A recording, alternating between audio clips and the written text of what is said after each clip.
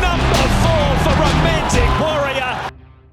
And welcome to Jig Racing, of course brought to us by Garrard's Horse and Hound. That's horseandhound.com.au. APG, the $100,000 finals are at Melbourne this Saturday for Colts and Gelding, and of course the fillies as well, and that's why you buy at the APG sales.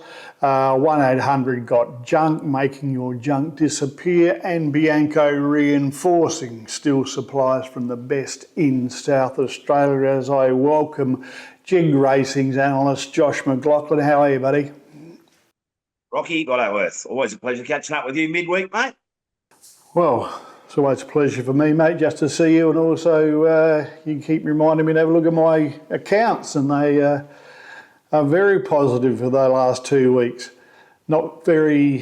It's not an easy thing to follow up a ridiculous week with one that's around, not quite as good, of course, but gee, there's some winners in the last 7 days as well, mate. So I'm sure the Jig Racing subscribers are very, very happy at the moment. That's what we want.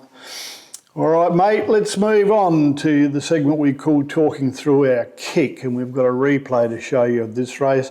Thanks to Nippy's Fruit Juices, another successful Riverland product. We were looking at 5 from 5 Sunday, Jig. What happened? For anyone who backed this, Rocky, and they want to watch this replay, it's a good time to turn away, that's for sure. But look, the funny thing is, Rocky, is that of the 5 bets that we put out there on that Sunday, 4 of them won, and this was by far my best bet on the card on the whole day.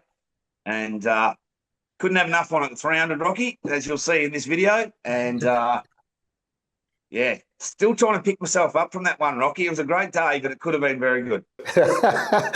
Absolutely. And of course, we were talking about, geez, I've even forgotten the name of it right now, mate.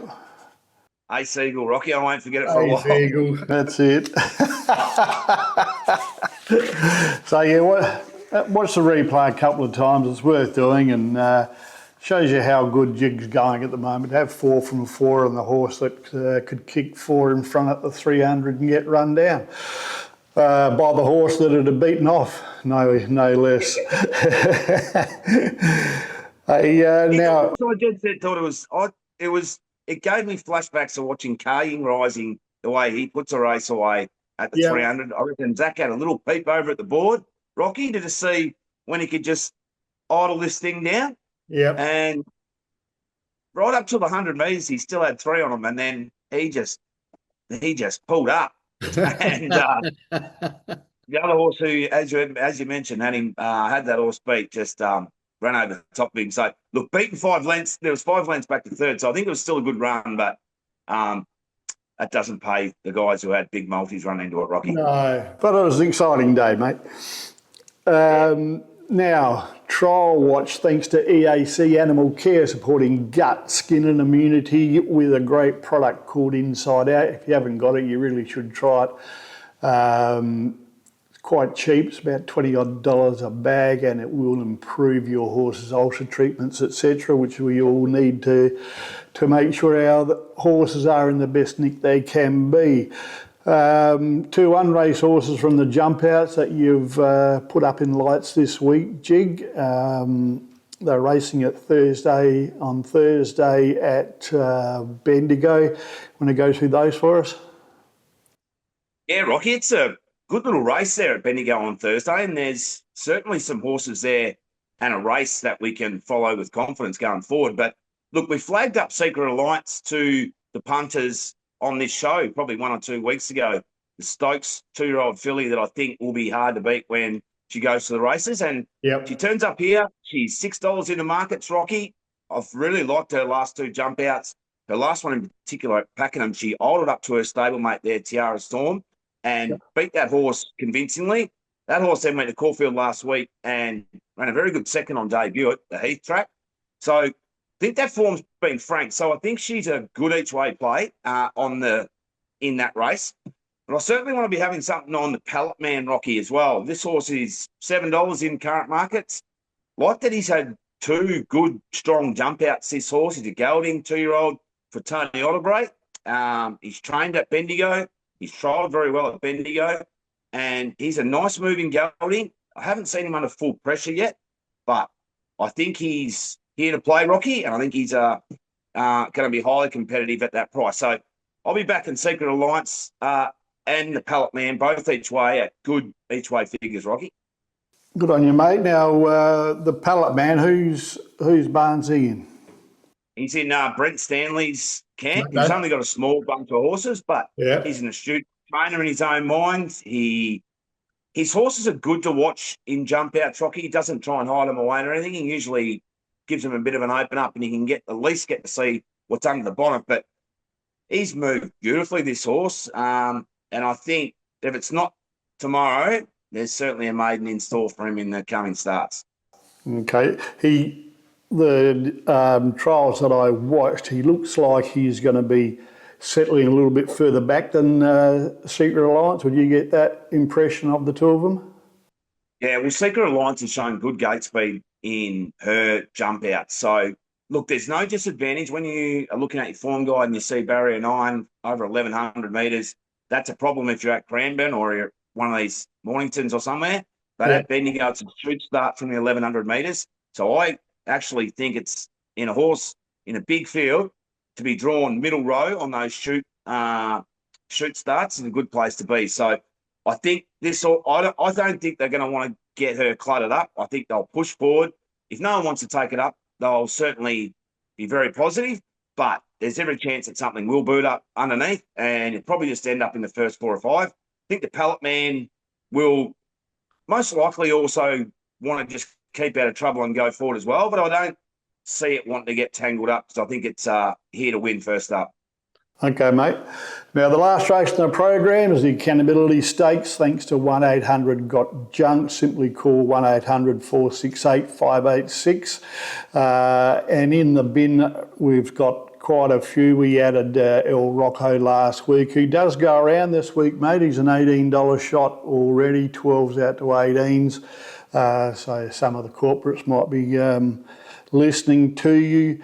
But he goes around drawing barrier 9, so he's drawn to lead again in his race. But in there as well is one of your favourite horses that finds his way into our black book every season, and that is Big Swinger, who's opened up at $4.60s into $4.20 at the moment.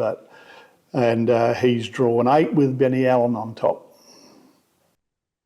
Yeah, and it's only Wednesday as we're recording this, so I certainly haven't had a deep dive or got anywhere near having a firm opinion on that race. But he's certainly going well, this horse. It doesn't look any harder than what he bumped into last start. He bumped into Meridius and King Zephyr. I think if either of those two horses were in this lineup, they'd be awfully hard to beat.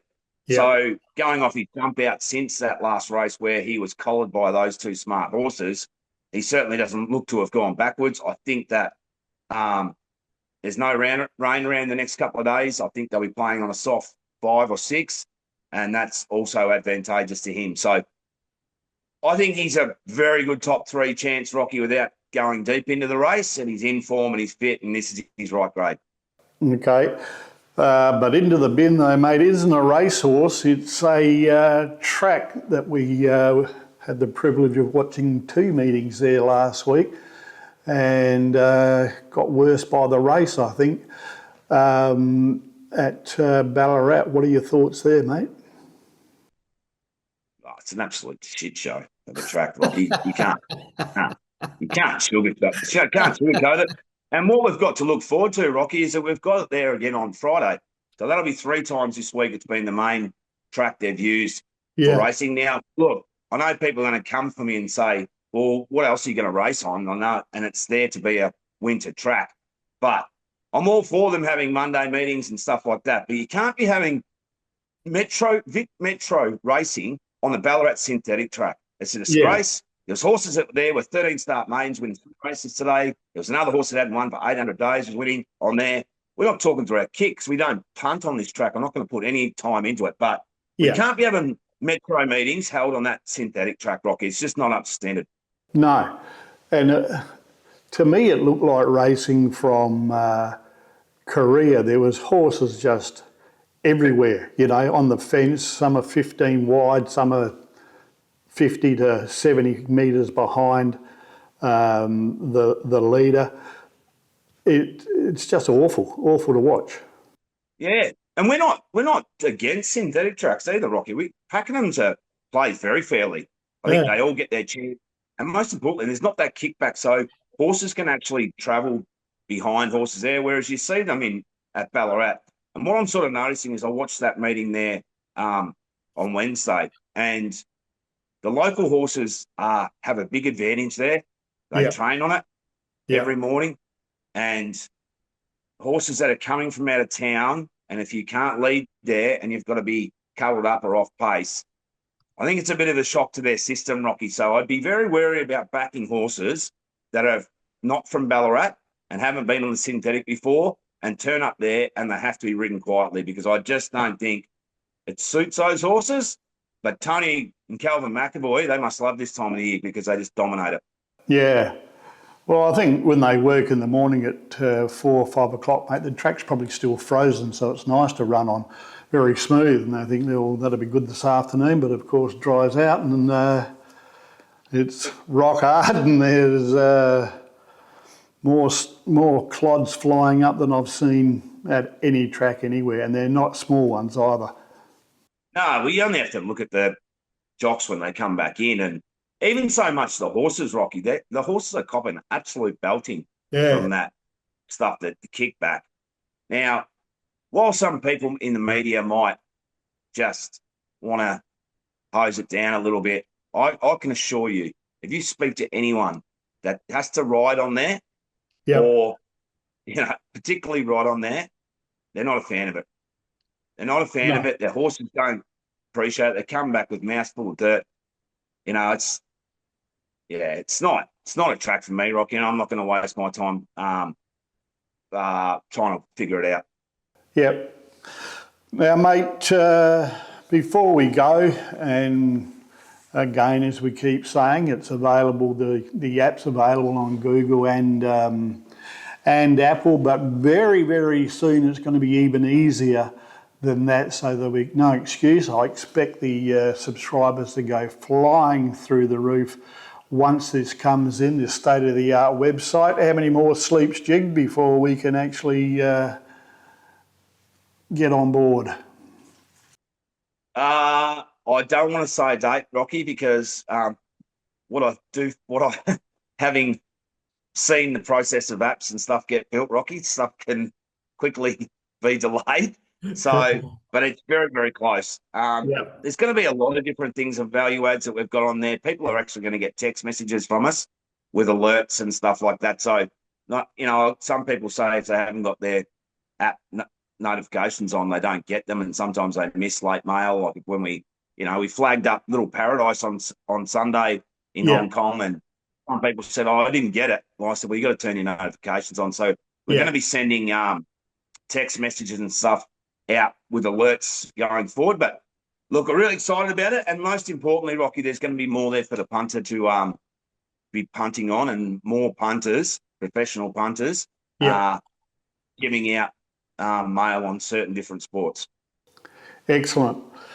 Lot to look forward to with Jig Racing. As we said, is it 3 or 4 years, Jig, that we've been doing this? I think it's closing in on 4.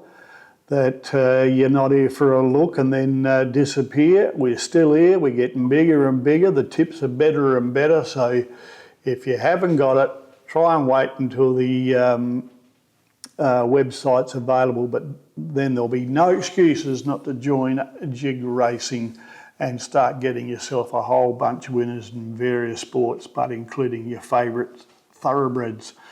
All right, mate, that's it this week. Short and sharp, Rocky. And just for the punters out there as well, when we do get the website up and going, which I think we touched on last week, to encourage and hope that we can get people to come across and give it a go, we're going to more or less give everybody the first 3 months free. There'll be a $1 sign-on. That's it for the first 3 months. Existing clients on the app who want to use the website, which will be far better and far more information on there. Yeah. We'll also get that 3-month free period, Rocky, because they've been very loyal to us. So,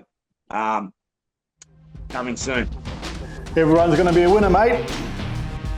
Fingers crossed. Good on you, bud.